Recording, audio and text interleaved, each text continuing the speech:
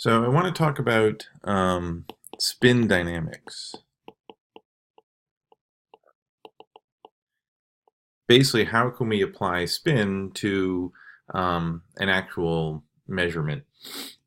And so in the beginning of this chapter, I basically said that the spin, the quantum mechanical spin, is not really have any classical analogy to it. The classical analogy of spin is something that is like rotating around its axis, but since the electron is a point particle, it doesn't really have a moment arm in which it can rotate around. Now, where the quantum mechanical spin actually is applied in the real world is with a magnetic field. So let's consider how a magnetic field can be applied to a system and affect its, say, its spin orientation. So what I'm going to start with is a classical problem. So let's imagine that we have a current loop, I, which is inside of an external magnetic field. So we have some magnetic field B, which is pointing in this direction, and then that magnetic field is going to try and orient the direction of this current loop. So what we use to quantify the current loop is by using its magnetic moment. So this current loop is going to have a magnetic moment mu, which is basically related to its torque. So the torque that the magnetic field applies to a current loop, we can calculate as the magnetic moment crossed into the magnetic field. So the basically this external magnetic field is going to apply a torque to the current, and it's going to try and twist it and move it around. So now the question is, how do we calculate the magnetic moment? So this magnetic moment, mu, classically can be calculated as the current dotted into the area vector divided by the speed of light, c. And that's actually, so this dot product is not going to give us the direction of the vector. So instead, the direction of the vector is basically that unit vector which is perpendicular to the plane that is created by the area. So this loop here has some area A, and the direction of that area is perpendicular to the loop that we have. So the amount of energy, let's say the interaction energy, it takes to try and orient this magnetic moment in the direction of the magnetic field, we can calculate from the interaction Hamiltonian, which is minus mu dot into the magnetic field. So basically, I mean, this is entirely the potential energy part of the interaction. So we've taken out the kinetic energy, and this is, how much potential energy it takes to try and orient the magnetic moment along the direction of the magnetic field. Okay, so let's apply it to our current loop here.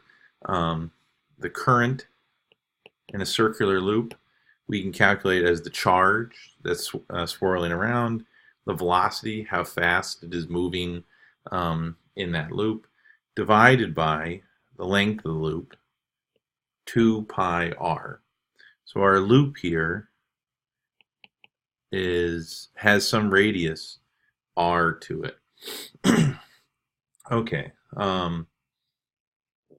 Okay, so let's put this into our magnetic moment equation.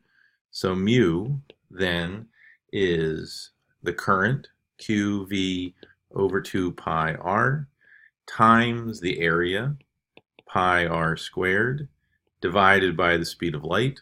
So we got to throw that in there. So we can cancel one of the r's, we can cancel the pi, and what we get is qvr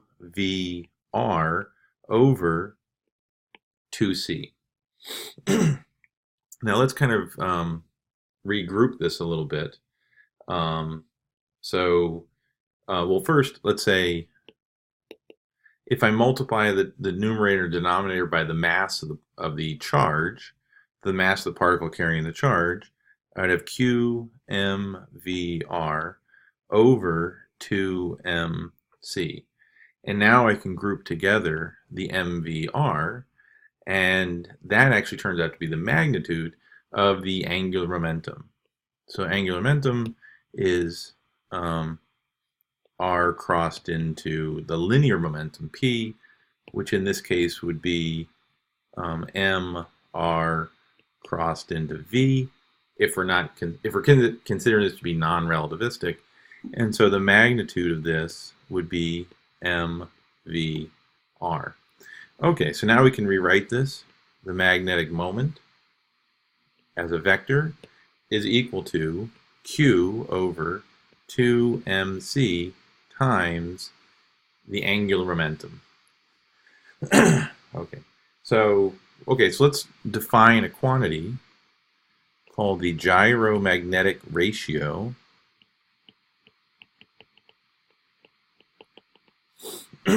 which I will define as the magnitude of the magnetic moment divided by the amount of angular momentum that the system has. Or if I look at the other side of the equation, that's equal to the charge divided by 2, the mass, times the speed of light. So that's for any particle that's carrying charge with it. So now let's take a look at our current loop, and we'll try and align. We'll take the torque it takes to align this loop with an external magnetic field. And so what we have is we have our magnetic field B, and then we have our loop here. So our particle, which is looping around. And so if for the particle itself, what's going to happen is it's going to precess its way. It's going to move with some velocity and precess until it eventually lines up. So what you're going to get is this motion right here, where this angle theta that the particle makes with the B field, so the magnetic field is defining the direction, and then the particle is going to move through some angle phi as it precesses around the magnetic field vector. So in the end, what I have is this angle delta phi, and the particle starts with some angular momentum, and then it gains an angular momentum delta L. And so I can write down the torque as the change in the angular momentum with respect to time. That's just Newton's second law, which is equal to the magnetic moment crossed into the B field. So I'll rewrite this then as dl over dt is equal to the gyromagnetic ratio times the angular momentum crossed into the magnetic field.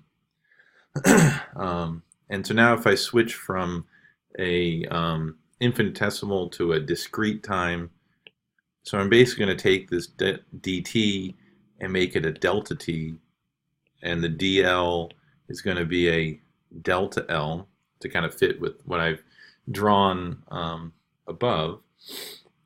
And so basically what we have is now delta L is equal to gamma L crossed into B times delta t. Or, don't worry too much about the direction of the vectors. I've got delta L is equal to gamma L B delta t times the sine of the angle theta, because LB sine theta is the magnitude of the cross product of those two vectors. Now, if I look down upon the plane, then what I have is L plus delta L delta phi, and then if I look at it in the vertical direction, I have L sine of the angle. So I have L sine theta. So really this radius here is really L sine theta. So now if I look at this pi wedge I've kind of drawn, the arc length delta L is equal to L sine theta delta phi. Okay, so let's put this all together. I've got delta phi is equal to delta L divided by L sine of theta. But then I've got the previous equation, which says delta L is equal to gamma L sine theta B delta t. So that means that delta L over L sine theta is now going to be equal to gamma B delta t. So now if I can equate them, these two right here, what I have is delta phi is equal to gamma B delta t.